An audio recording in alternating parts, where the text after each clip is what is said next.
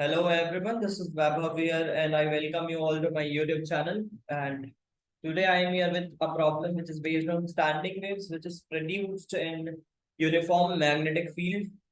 So problem statement देखते हैं, but problem statement देखने से पहले आपको इस चैनल पे थोड़ा और अगर वीडियोस मजा आ रहा है तो कमेंट में बताओ यार, और थोड़ा लाइक वाइक करें, थोड़ा पुश करें वीडियोस को, और मजा आए, कंटेंट और ज्यादा वीडियोस आएंगे इससे।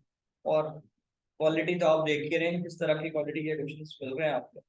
तो अगर आपको थोड़े और एक्सपोजर्स चाहिए और ऐसे वीडियोस चाहिए तो थोड़ा सा आपको और शेयर वगैरह करना पड़ेगा। अगर शेयर नहीं भी कर रहे हैं कुछ दिन तो ठीक है, कम से कम लाइक करें और कमेंट वगैरह करें, जिससे कि थोड़ा बहुत तो पुश, यूट्यूब भी खुद से पुश कर दे थोड़ा बहुत वीडियोस को और अच्छे से पुश करने होते। सो बस इतना ही कहना है। आगे बढ़ते हैं और प्रॉब्लम स्टेटमेंट देखते हैं क्या कहना है स्टेटमेंट। ठीक है, ऐसा कुछ स्टेटमेंट बोला जा रहा है। स्टैंडिंग वेव सेटअप किया गया है पीक्यू वायर पे, एबी वायर बना हुआ है, पीक्यू वायर है मान लो ये। फिर इक्वेशन कुछ ऐसा है, both the ends of the wire is fixed in the region between the walls contains on uniform magnetic field. ये यूनिफॉर्म मैग्नेटिक फील्ड पे रख दिए। The wire is found to vibrate in third harmonic. Okay, तो ये तीसरे harmonic में vibrate कर रहा है, which means 3 times of their fundamental frequency। तो थर्ड हार्मोनिक में ये कर रहा है। आपको मैक्सिमम ईएमएफ बताना है, टाइम कब ईएमएफ जीरो होगा, टोटल ईएमएफ क्या इसके बीच में जीरो होगा, क्या ओवरऑल टाइम जीरो पे ईएमएफ जीरो होगा, इन सारी चीजों के बारे में बात करना है। ठीक है, तो आते हैं कुछ बेसिक्स के बारे में पहले बात करते हैं, फिर आएंगे हम सवाल पे। तो आपको एक चीज मालूम है कि हमारे पास स्टैंडिंग वेव्स की इक्वेशन गिवन है, y is equals to 2a sin kx and cos omega t। I think ऐसा ही इक्वेशन था हमारा। ओके, तो इस इक्वेशन के साथ हमें आगे चलना है। और अगर आप यहाँ पर देखो, ये इक्वेशन क्या बता रहा है, आपको स्टैंडिंग वेव्स में कुछ बातें याद होनी चाहिए। और बहुत बढ़िया टॉपिक है, अगर आप कहीं बढ़िया जगह पढ़े होगे तो इसमें काफी बढ़िया फील आया होगा स्टैंडिंग वेव्स जैसे टॉपिक में। तो स्टैंडिंग वेव्स में हमने कुछ पॉइंट सीखा होगा, जो कि है, आप ऐसा बोल सकते हो कि सारे पार्टिकल्स का have different amplitude of their oscillations।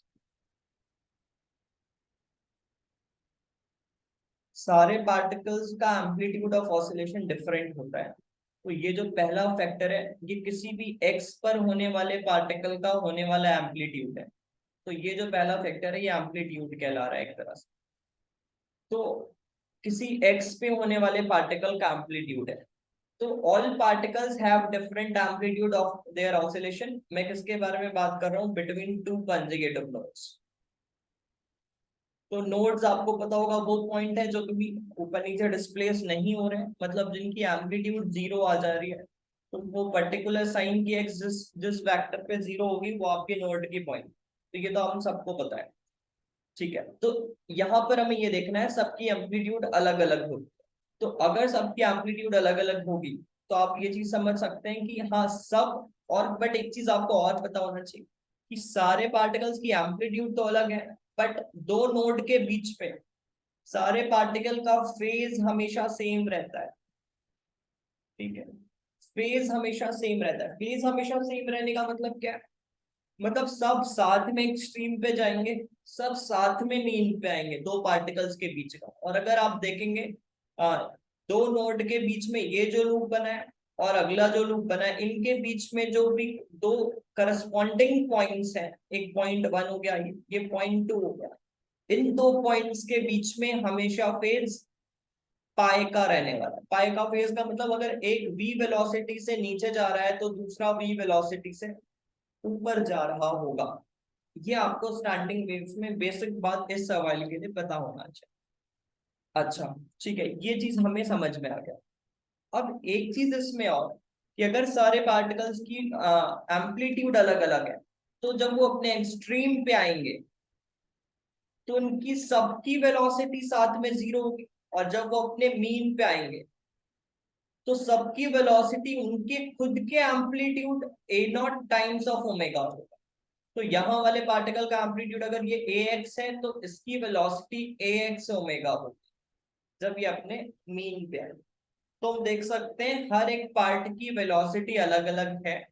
किसी भी जनरल टाइम पे फेस सेम होगा बट वेलोसिटी अलग होगा, बट अपना पोजीशन सेम बनाए रखेंगे। अगर वो भी किसी एसएचएम के हाफ में है तो वो भी अपने एसएचएम के हाफ पे होगा, अगर वो एक्सट्रीम पे है तो एक्सट्रीम पे होगा, मीन पे है तो मीन पे होगा। ये चीजें आपको स्टैंडिंग वेव में फिलहाल के लिए याद रखनी।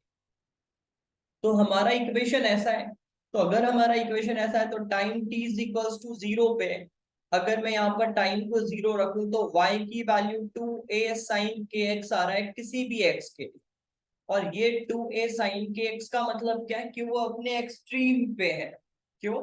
बिकॉज ये इनकी एम्पलीट्यूड है ना, वो अपने पॉजिटिव एम्पलीट्यूड में, मतलब अपर साइड पे जो पहले लूप्स है वो ऊपर की तरफ है और अपने एक्सट्रीम पे, जो दूसरी लूप है वो नीचे की तरफ है और अपने एक्सट्रीम पे। अगर वैल्यूज वगैरह हम ध्यान से देखें तो ऐसा समझ सकते हैं, बहुत इजी। ठीक है, ओके। तो यहाँ तक हमें बातें समझ में आ गई। अब देखो आगे क्या होने वाला है। तो ऐसा अगर है तो आपको बेसिक्स, बेसिक नंबर 2 ये भी पता होगा कि जब वेव्स, कोई भी एक सेक्शन है, मान लो ऐसा टेढ़ा मेढ़ा सा सेक्शन है, कुछ भी है, तो अगर ये किसी वेलोसिटी के साथ नीचे जा रहा है v से, ये पॉइंट, और अगर इसको एक मैग्नेटिक फील्ड क्रॉस में मैंने रख दिया है, तो आप देखोगे v क्रॉस b के कारण इलेक्ट्रिक फील्ड, हमें पता है ना कि यहाँ पर मोशनल ईएमएफ जैसा बनेगा, जो कि लिखेंगे v cross b is equals to q v cross b। Q e के जब इक्वल होता है तो फील्ड सैचुरेट हो जाता है, और इस वजह से अपन ऐसा लिखते हैं। और फिर आपका जो मोशनल ईएमएफ बनता है वो बनता है v cross b dot dl।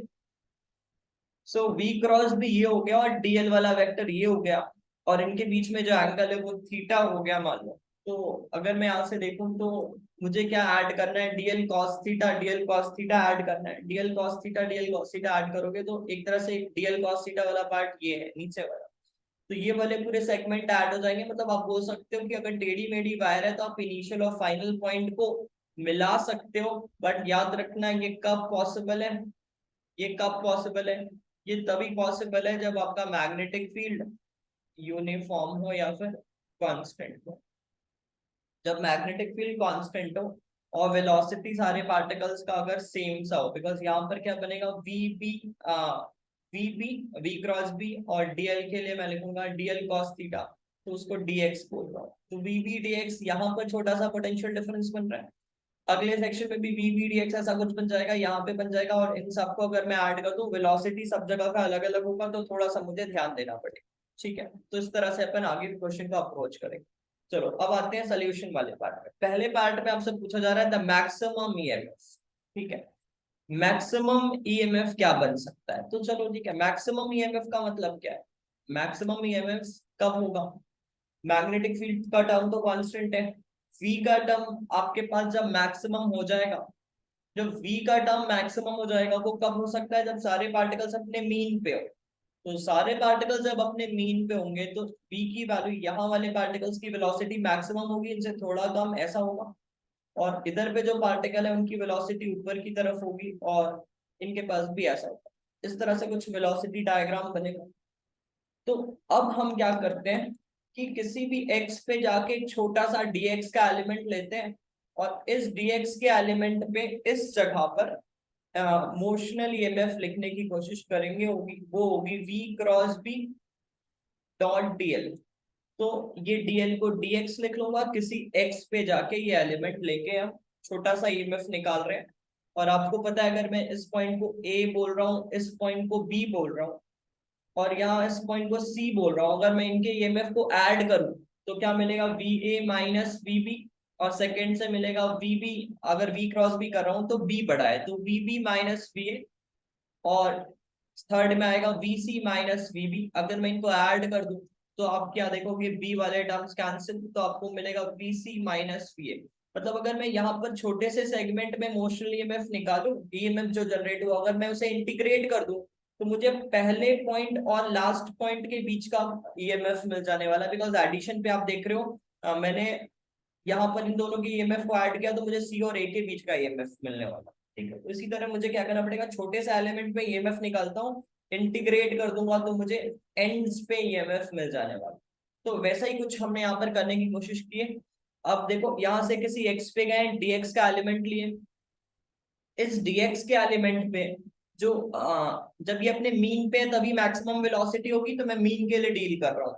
तो मीन पे अगर ये y की वैल्यू है तो ये वेलोसिटी की वैल्यू आ गई, वेलोसिटी और मैक्सिमम वेलोसिटी की वैल्यू ये हो जाएगी जब उसके एम्पलीट्यूड के इक्वल होगी। और यहाँ इस छोटे से सेगमेंट में अगर अपन ईएमएफ लिखे तो वो हो जाएगा बी वी डॉट डीएल। और आप देख सकते हो वी और डीएल के बीच का यहाँ पर एंगल, V और DL के बीच का एंगल मतलब V क्रॉस B जो आ रहा है, ये B और V के बीच का नहीं देखना है, V क्रॉस B जो देख रहे हैं वो ऐसा आ रहा है ना, V क्रॉस B अंदर करने से ऐसा आ रहा है और DL भी ऐसा है। तो इस वजह से इनके बीच में एंगल 0 है, तो मैंने उसको 0 लिख लिया और तो cos 0 डिग्री बन गया यहाँ पर इनके बीच में। और b इंटू टू ए, ये पहला वाला टर्म हो गया। साइन dx, इसको हमने इंटीग्रेट करना है, और इंटीग्रेट कहाँ से कहाँ करना है, मुझे x की वैल्यू 0 से शुरू करनी है, x की वैल्यू यहाँ पर फिनिश करनी है l तक, और l की वैल्यू आप यहाँ पर क्या लिख सकते हो, 3 लैम्डा बाई 2, बिकॉज यहाँ पर तीन ऐसा थर्ड हार्मोनिक में चल रहा है ना काम, तो 3 लैम्डा बाई 2 लिख सकता हूँ।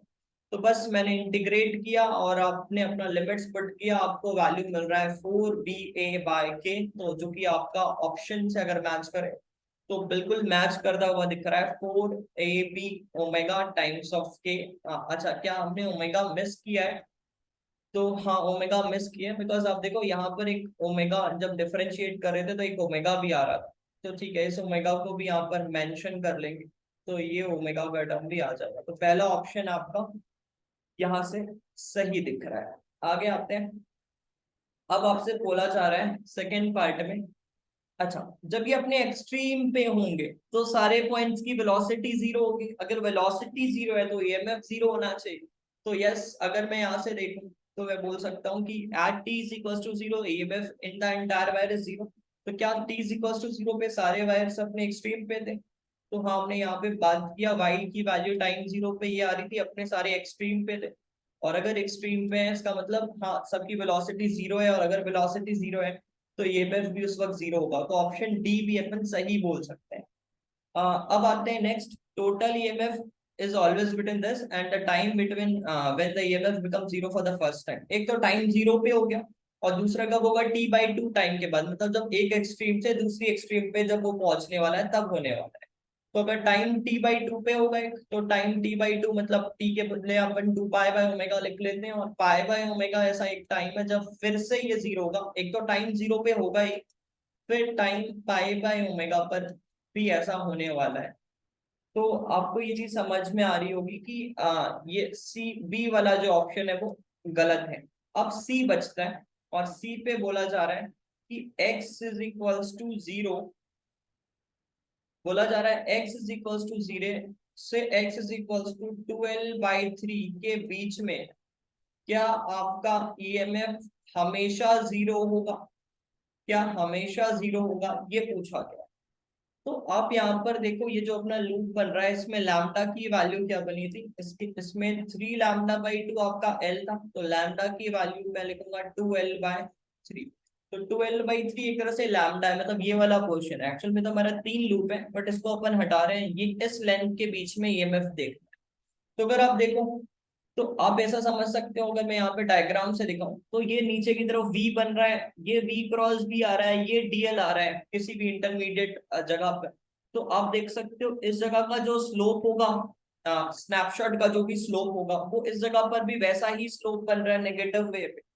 तो बस ठीक है, V क्रॉस B, तो इस ये किस साइड पॉजिटिव पोटेंशियल बना रहा है, लेफ्ट साइड, और ये किस साइड बना रहा है, राइट साइड। तो आप देख सकते हो ये जितना पॉजिटिव इसको किया है ये उतना उसे नेगेटिव कर रहा है। अगर आप देखें पोटेंशियल डिफरेंस की बात करें तो यहाँ पर V क्रॉस भी ऐसा आ रहा है, और यहाँ पर V क्रॉस भी ऐसा आ रहा है।